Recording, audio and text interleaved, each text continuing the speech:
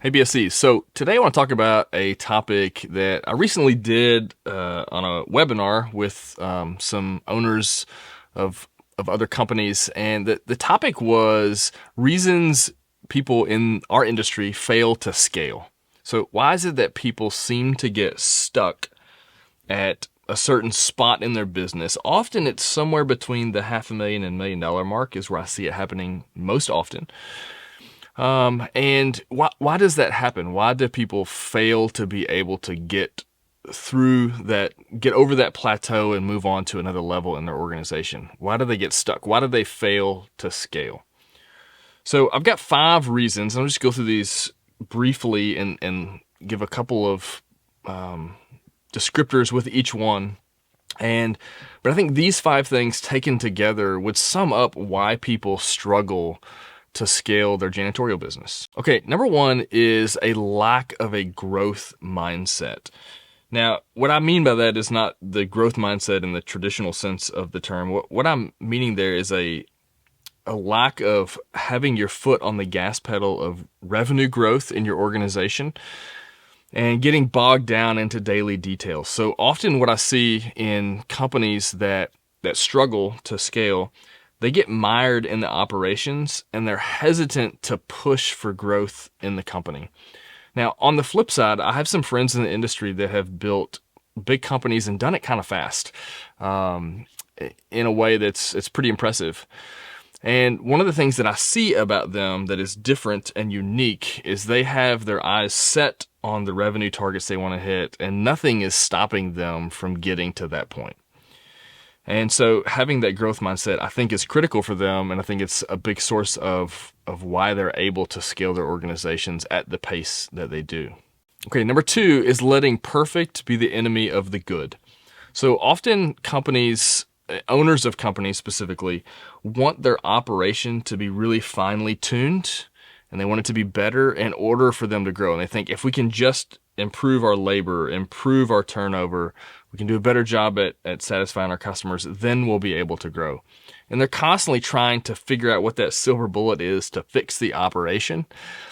And that becomes a deterrent to them growing.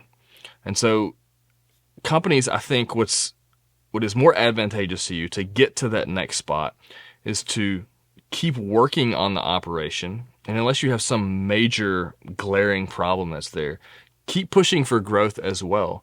And often what happens with growth is that as you grow, you find new ways to overcome challenges and you're forced to improve your company operationally. So in many ways, growth helps you become a better company by forcing you to deal with some of those operational challenges that you wouldn't have to otherwise. The third reason companies fail to scale is that they don't have a good understanding of who their ideal customer is. So the companies that fail to scale often have a we'll take anything approach. That they're not niched down into, hey, this is our ideal customer and this is who we're going after. They take post-construction jobs, they take a lot of one-time jobs, they do 1 day a week, 2 day a week, 3 day a week stuff. And there's not really a focus in their organization. There's not a real good understanding of who their ideal customer is. And because of that, they struggle to grow effectively and consistently and at a pace that is solid. Okay, reason number 4 that janitorial companies fail to scale is that the owners have difficulty letting go. So in Gino Wickman's book, Traction, the first chapter in the book is called Letting Go of the Vine. And the idea is that as an owner, if you want your company to grow, it needs to have the capacity to outgrow you as the owner. And so you have to, in some ways, let go of the organization in order for it to grow. It's similar to a parent raising a child. At some point, if you're a helicopter parent their whole life, you're going to stunt them in adulthood, right? And make them perpetual children. And so we have to start letting go as parents. As our kids get older and into the teenage years, we slowly start letting go in order for them to become a mature adult on their own. And in our companies, it's the same sort of thing. As owners, we often try to keep our hands around everything. And by doing that, we limit how big the company can grow. And when we can let go of things, it allows the company to expand in a way that it wasn't able to before. Okay, reason number 5, companies fail to scale. This is maybe a bonus one that I don't think is quite as important, but but it's having good people and good processes.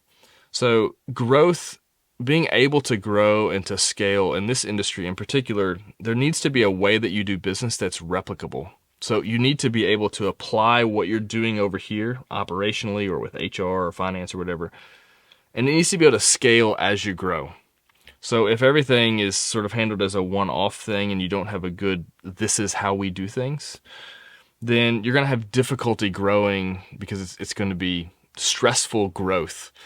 But when processes are put into place, it allows you to be able to grow and scale, and those processes scale with the organization.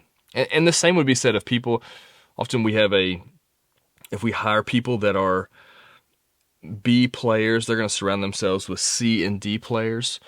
And so I've seen companies that have been able to grow and scale often end up upgrading at some of the higher levels in the organization to be able to handle and take on that growth. They have those people resources that allow the company to expand. So these 5 things, I think, summarize or capture what often stunts growth in organizations in our industry.